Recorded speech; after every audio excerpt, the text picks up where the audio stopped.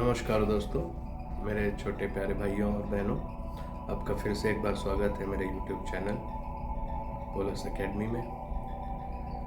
मेरे पहले introduction video को ढेर सारा प्यार देने के लिए, लाइक्स देने के लिए आपको बहुत ही तहे दिल से मेरा शुक्रिया। तो आज का वीडियो है जो वो ये है कि हम क्यों इस मर्चेंट नेवी को ज्वाइन करें।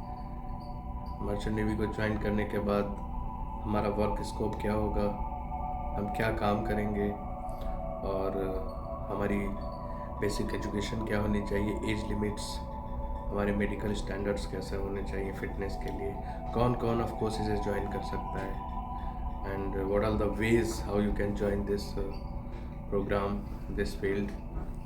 तो एज यूजुअल अंत तक बने रहिए वीडियो में और अपने बहुमूल्य कमेंट्स ज़रूर मुझे बताइए, जिससे मेरा उत्साहवर्धन हो और मैं आप तक नए इन्फॉर्मेशनल वीडियोस और then continue to the IMECET preparation for youngsters, इस जर्नी को मैं जारी रख पाऊँ। तो सबसे पहली चीज़ कि मर्चेंट नेवी, जैसा कि मैंने अपने लास्ट वीडियो में भी बताया था कि मर्चेंट नेवी इंडियन नेवी से कैसे अलग है, तो आखिर हमें इसे ही क्यों ज्वाइन करना चाहिए। यहाँ पर मैं आपको बहुत ही क्लियर बता देना चाहता हूँ कि आजकल जैसे कि हम सोशल मीडिया प्लेटफॉर्म्स पे, इंस्टाग्राम्स पे, यूट्यूब चैनल्स पे और बहुत सारी जगहों पे एक अलग ही पिक्चर मर्चेंट नेवी की देख रहे हैं। काफ़ी सारे हमारे सोशल मीडिया इन्फ्लुएंसर्स हैं, इवन शिपिंग में काम करने वाले बंदे हैं जिनके अपने अपने चैनल्स हैं, अपने अपने इंस्टा हैंडल्स हैं। वहाँ पर वो मर्चेंट नेवी की एक चमकती हुई दुनिया आपको दिखाते हैं। तो ऐसा नहीं कहूँगा कि चमकती हुई दुनिया नहीं है, लेकिन हर चीज़ के दोनों पहलू जानना ज़रूरी है। Pros and cons we should always follow. हर चमकती हुई दुनिया के पीछे आपको अच्छे से मालूम होना चाहिए कि एक बहुत ही परिश्रम भरा समय ज़रूर जुड़ा होता है। तो सबसे पहली चीज़ तो ये है कि ये फील्ड एक ऐसी जगह है जहाँ पे आपको स्क्रैच से शुरू करना पड़ता है। आप धीरे धीरे अपने अनुभव के आधार पे, अपने कॉम्पिटेंसी एग्ज़ाम्स के आधार पे बाद में जहाज़ की कमान संभालते हैं, कप्तान बनते हैं, जहाज़ पे प्रमुख अभियंता बनते हैं, जिसको हम चीफ इंजीनियर भी बोलते हैं। तो अपने दिमाग से वो इंस्टाग्राम पे दिखाई जाने वाली गफलत से दूर रहें कि फर्स्ट डे आप यहाँ पे आएंगे और आने के बाद everything will be like honey and आप शुरुआत से ही लाखों रुपए कमाना शुरू कर देंगे। ऐसा बिल्कुल नहीं होता है। आपको एक टाइम के साथ एक पूरे स्ट्रक्चर से गुजरना पड़ता है, जहाँ पे अलग अलग रैंक्स, अलग अलग रिस्पॉन्सिबिलिटीज़, अलग अलग टाइम और एक अच्छा खासा सी एक्सपीरियंस, जैसे समुद्री अनुभव भी बोला जाता है, वो इन्वॉल्व होता है। तो सबसे पहली बात है कि हम क्यों ज्वाइन करें। तो जैसा कि मैंने पिछले वीडियो में बताया था और मैं आज फिर से इस चीज़ को वापस से बोलना चाहूँगा कि खासकर हमारे जो नौजवान बच्चे जिन्होंने हाल ही में अभी अपनी 10वीं की मतलब 10th की परीक्षा पास करी है, 12th की परीक्षा जिन्होंने पास करी है, उनके पास आज के टाइम पे जो सबसे चैलेंजिंग टास्क है वो ये है कि आखिर वो क्या चूज़ करें आगे अपनी लाइफ में बढ़ने के लिए।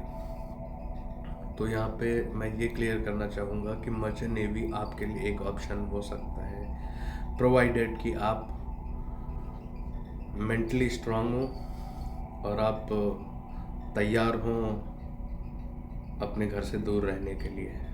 क्योंकि यहाँ पे जब भी आप अपने जहाज़ पे काम के लिए अपने कॉन्ट्रैक्ट पे होते हैं तो कम से कम 4 महीने से लेकर के 9 महीने तक के अंतराल पे आपको जहाज़ पे ही रहना पड़ता है। वहीं पे आपको सोना है, वहीं पे आपको खाना है, वहीं पर आपको 24 घंटे सेल करना है, समंदर में सेल करना है। आपके लिए घर आने जैसा कुछ नहीं होता है। तो अगर आप ये सेक्रीफाइस करने को तैयार हैं तो ऑफ कोर्स आपके लिए रास्ते खुले हैं, सबसे पहली चीज़। और दूसरी चीज़ कि ये ज़रूर मैं बोलना चाहूँगा कि हाँ, ये दूसरी फील्ड्स के मुकाबले में कंपटीशन यहाँ पर आज के टाइम पे कम है, तो आपके लिए अपॉर्चुनिटीज़ थोड़ी बेहतर हो सकती हैं। ये नहीं कहूँगा कि कंपटीशन ज़ीरो है, बट हाँ, फिर भी as comparison to if you go for like MBBS और you go for some engineering competition, तो वहाँ पर चीज़ें थोड़ी डिफरेंट हैं इंस्टेड ऑफ मर्चेंट नेवी में। तो ये चीज़ है, और ख़ासकर अपनी बच्चियों के लिए मैं बोलना चाहूँगा कि आप लोगों के लिए ये चीज़ एकदम फ़िलहाल ऐसी है कि जो न्यूली इंट्रोड्यूस है। आज भी शिपिंग में पूरी अगर वर्ल्ड शिपिंग की बात करें तो हमारी महिला सेलर्स जो हैं उनकी संख्या ना के बराबर है। तो of course for girls this is more kind of ऐसा क्षेत्र है जहाँ पे वो जल्दी एक्सेल कर सकती हैं। Of course the government is favouring you for women empowerment, and they are giving lot of opportunities to bring you up कि समानता का अधिकार हो, जहाज़ों पे हमारी नौजवान बच्चियां आकर के काम करें और भागीदार बने देश सेवा में। मेरे साथ भी कई सारे एग्जाम्पल्स हैं अपने पूरे करियर में, जहाँ पे मैंने कुछ एक लेडी ऑफिसर्स के साथ सेल किया, एंड ऑफ कोर्स उन्होंने एक अदम्य साहस का परिचय देते हुए पुरुषों के साथ कंधा से कंधा मिला के, कदम से कदम मिला के एक अच्छी लाइफ को परस्यू किया। तो बिल्कुल आप लोगों को एक मेरी तरफ से पूरी मोटिवेशन है, आप आगे आएँ और यहाँ पे अपना करियर बनाएं और कमान संभालें कभी किसी जहाज़ की और आगे बढ़ें। तो ये तो मुद्दा हो गया कि कैसे और क्यों, और इसके बाद हम जो अगली बात डिस्कस करते हैं वो ये है कि क्या क्या डिपार्टमेंट्स हैं एक मर्चेंट शिप पे।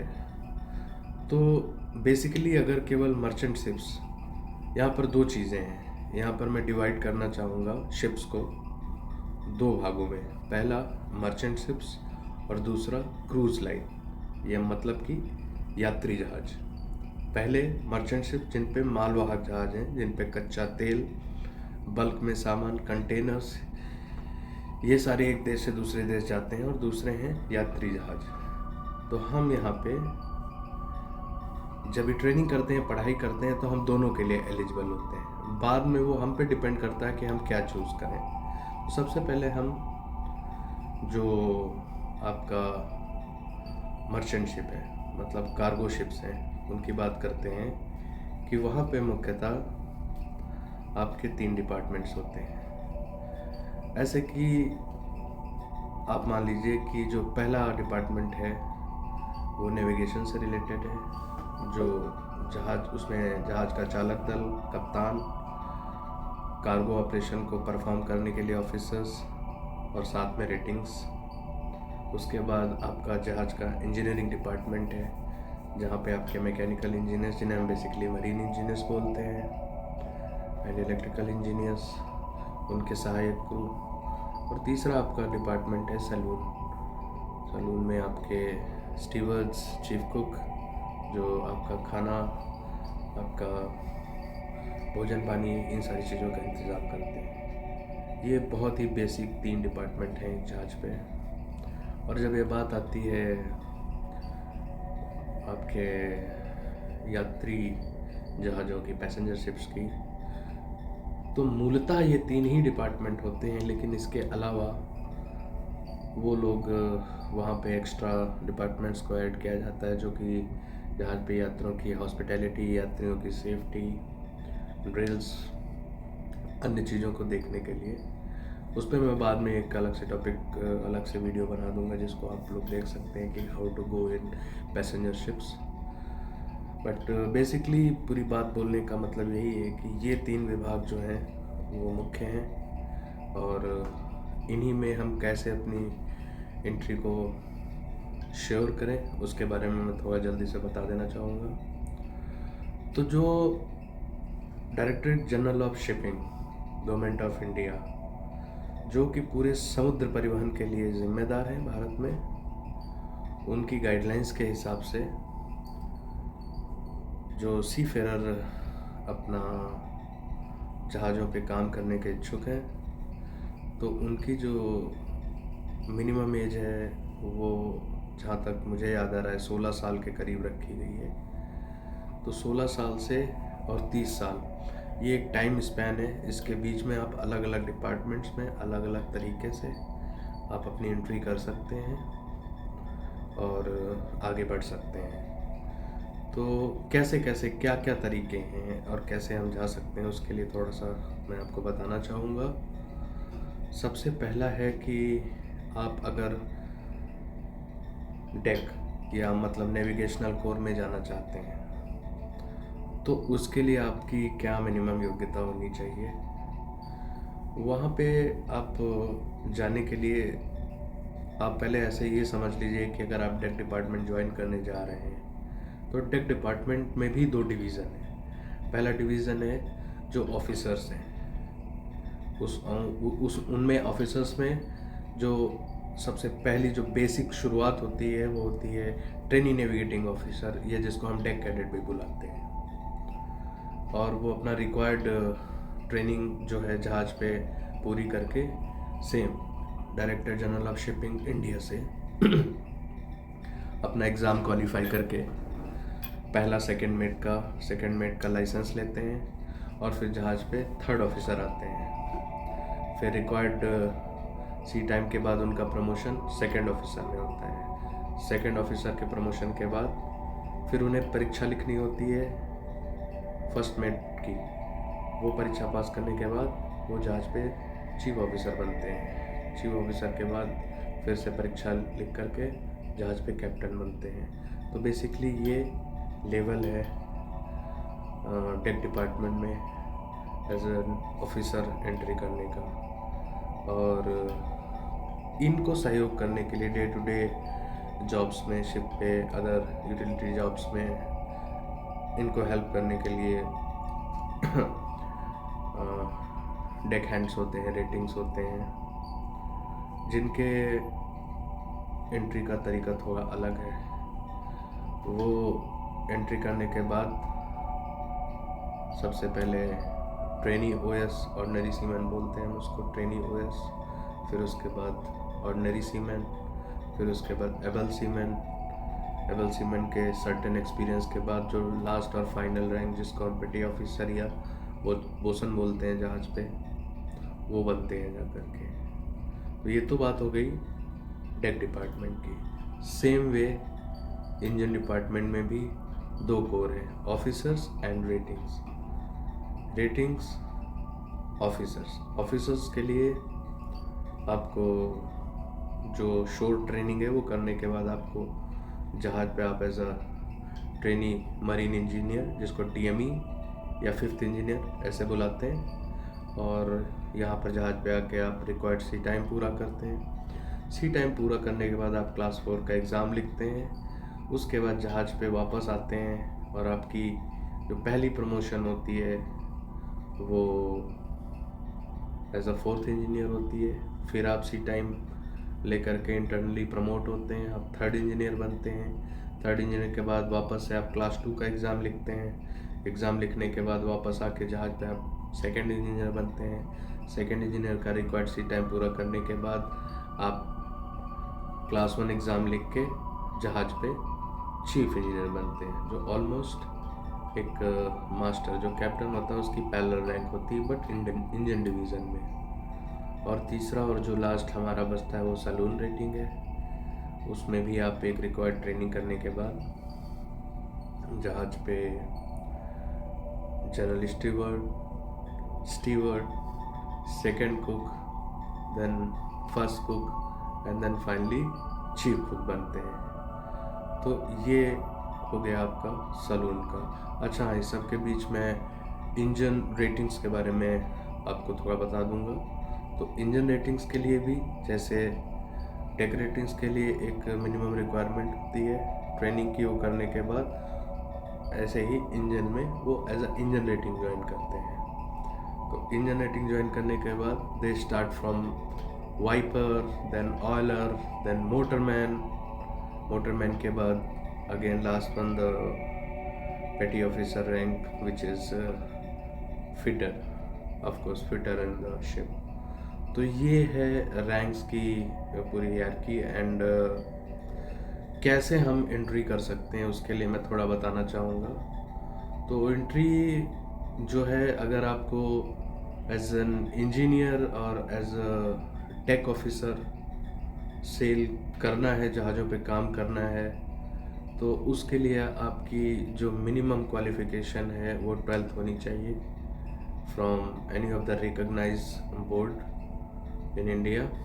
एंड मिनिमम आपको जो क्वालिफाइंग क्राइटेरिया है वो ये है कि आपके पास physics, chemistry and mathematics plus English, ये 4 सब्जेक्ट्स आपके +2 में होने चाहिए। और फिजिक्स, केमिस्ट्री एंड मैथमेटिक्स में टोटल मिला के आपको मिनिमम 60% मार्क्स होने चाहिए। देन इंग्लिश में आपके मिनिमम 50% मार्क्स होने चाहिए। इस सब के साथ IMU, इंडियन मैरीटाइम यूनिवर्सिटी, हर साल एग्ज़ाम कंडक्ट कराता है जिसे हम IMU CET बोलते हैं, कंबाइंड एंट्रेंस टेस्ट। तो उसको आप लिखते हो, वो एग्ज़ाम आप देते हो। एग्ज़ाम टोटली IMU CET के द्वारा गवर्नमेंट कंडक्ट कराती है। और इस एग्ज़ाम को क्वालिफाई करने के बाद आपको सेम अदर एग्ज़ाम्स की तरह इसमें भी अलग अलग रैंक्स मिलती हैं। और आप अपनी रैंक्स के हिसाब से आप चाहे तो डेक के लिए या फिर चाहे तो मरीन इंजीनियरिंग के लिए आप जो सर्टिफाइड कॉलेजेस हैं वहाँ पे एडमिशन लेते हो। तो अगर आप डेक की साइड एडमिशन ले रहे हो तो वहाँ पे आपको 2 ऑप्शन मिलेंगे। एक है आपका DNS, diploma in nautical studies, nautical science. उसमें ये आपका 1 साल का DNS डिप्लोमा होता है, जिसको करने के बाद आप 1 साल शोर पे एकेडमी पे पढ़ाई करते हो। आप जहाज़ पे as a deck cadet join करते हैं and then you require about 18 months of sea time. उसको करने के बाद आप सीधे DG शिपिंग की परीक्षा सेकेंड में FG लिख के आगे अपना करियर परस्यू कर सकते हैं। सेम वे यहीं पे आपका एक 3 years का प्रोग्राम होता है जिसको BSc इन नॉटिकल साइंस कहते हैं, जो मैंने कर रखी है। तो इसमें आप 3 साल पढ़ाई करते हो शोर पे, और उसके बाद आप जहाज़ पे आते हो एज अ डेक कैडेट। आपको 12 महीने का सी टाइम इकट्ठा करना होता है। Then again you go for the exam and start from 3rd officer after clearing your exam. Same way engineering के लिए आप 4 साल की पढ़ाई करते हो, जिसको बी इन मरीन इंजीनियरिंग बोलते हैं। वो 4 साल की पढ़ाई करने के बाद आप जहाज़ पे as a trainee marine engineer join करते हैं। रिक्वायर्ड सी टाइम पूरा करने के बाद क्लास 4 का एग्ज़ाम लिखते हैं and you just go about. अच्छा, यहाँ पे एक चीज़ और ऐड करना चाहता हूँ। वो बच्चे जिन्होंने ऑलरेडी बीटेक करके रखा हुआ है और वो ज्वाइन करना चाहते हैं, चूँकि वो वापस से +2 नहीं कर सकते, तो बीटेक वालों में एक चीज़ होती है, अगर आपने इलेक्ट्रिकल से बीटेक किया हुआ है या फिर आपने मैकेनिकल इंजीनियरिंग से बीटेक किया हुआ है, तो आपके लिए यहाँ पे ऑप्शंस हैं। मैकेनिकल इंजीनियरिंग से बीटेक करने वाले के लिए 1 साल का एक कोर्स होता है जिसको GME बोलते हैं, ग्रेजुएट मरीन इंजीनियरिंग कोर्स। वो आप करिए और करने के बाद then same way you will again join as the 5th engineer और trainee marine engineer and qualify your DG exams and go about. And same way electrical engineering के लिए। अच्छा, अब बात आती है कि जिनके पास +2 में मैथ्स, फिजिक्स, केमिस्ट्री और इंग्लिश नहीं है, या फिर कुछ और सब्जेक्ट है, कॉमर्स है, what ever they have taken. तो उनके लिए भी रास्ता है, बट वो रास्ता थोड़ा ट्रिकी और थोड़ा टाइम टेकिंग और या यूँ कहें थोड़ा सा मुश्किल रहेगा, बट इम्पॉसिबल नहीं है। वो ऐसे है कि आपने 10th करके रखा है तो आपका 6 मंथ का जीपी रेटिंग का कोर्स होता है। वो कोर्स इंडिया में कई सारे इंस्टीट्यूट्स हैं, जिसको हम बाद में आपको बता देंगे। आप मुझे डायरेक्ट कमेंट लिख के भेजिए तो मैं आपको बता दूंगा कि क्या क्या इंस्टीट्यूट्स हैं ट्रस्टवर्दी जहाँ से आप ये जीपी रेटिंग का कोर्स कर सकते हैं। तो 6 मंथ का आप कोर्स करते हैं, देन कोर्स करने के बाद आप एज अ क्रू ज्वाइन करते हैं जहाज पे, and you start as a wiper or as a trainee OS. Then you gather about 36 month of sea time. 36 महीने का आपको सी टाइम इकट्ठा करने के बाद आप सेम एग्ज़ाम दे सकते हैं, या यूँ कहेंगे कि उसके बारे में भी मैं आपको थोड़ा डिटेल में बाद में बताऊंगा, लेकिन हाँ, आप सेम फेज़ में आ सकते हैं टू बिकम एन ऑफिसर। चाहे तो आप एग्ज़ाम इंडिया से दीजिए या आप इंडिया से बाहर, और भी गवर्नमेंट्स हैं लाइक यूके में भी एग्ज़ाम्स होते हैं, ऑस्ट्रेलिया में होते हैं, देन कनाडा में होते हैं, सिंगापुर में होते हैं, रशिया में होते हैं। तो आप वहाँ से लाइसेंस ला के आप as an officer, engine officer और डेक ऑफिसर अपना करियर परस्यू कर सकते हैं। तो ways are open for both side, only thing is which one is longer and shorter. तो इस तरीके से आप मर्चेंट नेवी में अपनी एंट्री कर सकते हैं। बेसिक एग्ज़ाम होता है जिसको हम धीरे धीरे यहाँ से ही शुरू करेंगे। आप अपना इंटरेस्ट बनाए रखें और मुझे बताते रहें, and we will continue. At the end आपको जो फाइनल में एक बात बताना चाहूँगा कि कोई भी रास्ता लाइफ में आसान नहीं होता है। हर चमकती हुई चीज़ के पीछे एक अच्छा खासा परिश्रम छिपा होता है। रातों ही रातों में कोई एक साथ चमकता हुआ सितारा नहीं बनता है।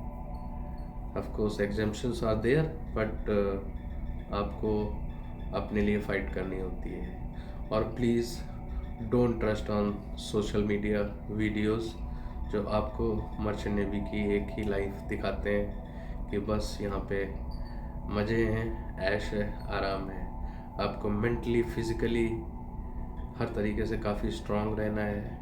एक दूसरी ही दुनिया है जहाँ पे 24 घंटे आपको खतरों के साथ रहना है। ऑफ कोर्स आपको आपके खतरे और इस लाइफ का एक ठीक ठाक मूलभूत वेतन ज़रूर मिलेगा, बट शुरुआत से ही कोई एक्सपेक्ट करके नहीं चलेगा कि हम 5 लाख 10 लाख रुपए कमाना शुरू कर देंगे।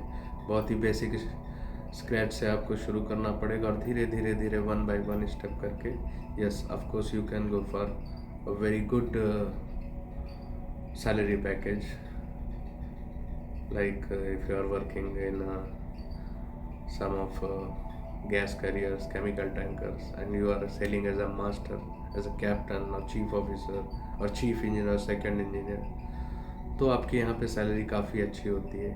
8 लाख 10 लाख 12 लाख जैसा ट्रेड है, जिस तरह का जहाज़ है, प्रति महीना आपको भुगतान किया जाता है, जो कि काफ़ी स्पेशलाइज्ड जॉब होता है। और वहाँ तक आप एक लंबे दौर से मेहनत करके और स्पेशलाइजेशन के साथ आप उस कुर्सी तक बैठे हैं। तो सपना मुश्किल नहीं है, हर किसी के लिए पॉसिबल है। और हाँ, स्पेशली हमारी बच्चियाँ, girls, for you also this is very very important. आज के टाइम पे जैसा कि आप देख रही हैं, गर्ल्स हर जगह पे कंधे से कंधा मिला के, कदम से कदम मिला के, equality is a time of gender equality, they are coming, so आप भी आगे आइए और कन्विंस करिए अपनी फैमिली को। नहीं होता है तो I am always here, I can talk to anyone, and boost yourself, मजबूत बने और आगे बढ़ के आए। आपके लिए यहाँ के दरवाजे हमेशा खुले हैं। स्ट्रगल अभी है नहीं ज़्यादा, चूँकि कैंडिडेट्स ज़्यादा नहीं है, just may be first decade चल रहा है इस चीज़ का कि हमारी बहनें भी यहाँ पे आगे आके काम कर सकें। कई सारी, जैसे मैंने पहले भी बताया है, मेरी खुद की फीमेल फ्रेंड्स हैं जो आज की तारीख में कैप्टन है जहाज़ पे, and they are very bright masters. मेरी जानने में मेरी बैचमेट्स हैं, तो वो इंडिया की पहली मैरी टाइम पायलट हैं, काफ़ी योग्य महिला हैं, और उन्होंने एक अलग लेवल पे ही महिला सशक्तिकरण में हमारे देश को एक बहुत अच्छा नाम दिया है, एक पहचान बनाई है। शायद आज बहुत ही खुशी की बात है कि उन लोगों के नाम से भारत को इस क्षेत्र में जाना जाता है। तो ये हम सब के लिए कहीं ना कहीं गर्व की बात है, क्योंकि सिंपल सा है, lady doctor, lady teacher, lady police, lady army women, air force women, ये तो सब आपने देख रखी है। लेडी नेवी वुमेन आपने देख रखी है, कॉर्पोरेट वुमेन आपने देख रखी है, बट शिपिंग में अभी भी बहुत सारी चीज़ें बाकी हैं जहाँ पे हमारी बच्चियों का आना और आके एक नई दिशा में अपने करियर को इन्हेंस करना, that's gonna be surprising, yes of course surprising और adventurous too, and you all deserve, so I wish you very all the best. एंड ज़रूर पूरा वीडियो देखिएगा, देखने के बाद लाइक्स, सब्सक्राइब प्लीज़ अगर अभी तक सब्सक्राइब नहीं किया है, और बेल का आइकन दबा दीजिए और एक प्यारा सा कमेंट लिख दीजिए, जिससे कि मेरा हौसला बढ़ता रहेगा और मैं आपके लिए इस पूरी जर्नी में नए से नए वीडियो लाता रहूँगा, आपको गाइड करता रहूँगा हर एक पल पे, कि कहीं पे आपके साथ धोखेबाजी ना होने पाए और आप स्मूथली एक करियर में इन्हेंस करते जाएं और बाकी चीज़ें अच्छी होती रहें। तो फाइनली मिलते हैं नेक्स्ट सीरीज़ में, तब तक के लिए स्वस्थ रहें, सुरक्षित रहें, take care of your self, and please don't forget to subscribe and comment and put the bell icon. Thank you very much, take care, bye bye.